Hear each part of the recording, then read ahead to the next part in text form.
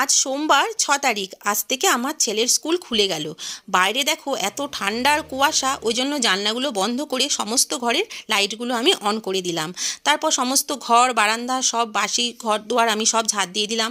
হাত মুখ ধুয়ে এসে ছেলের জন্য ভাত বসিয়ে দিলাম, ডাল বসিয়ে দিলাম। তারপর ছেলেকে ডেকে তুললাম। ছেলে উঠে গেছে, ওকে গরম জল করে দিলাম, ও চান করতে গেল।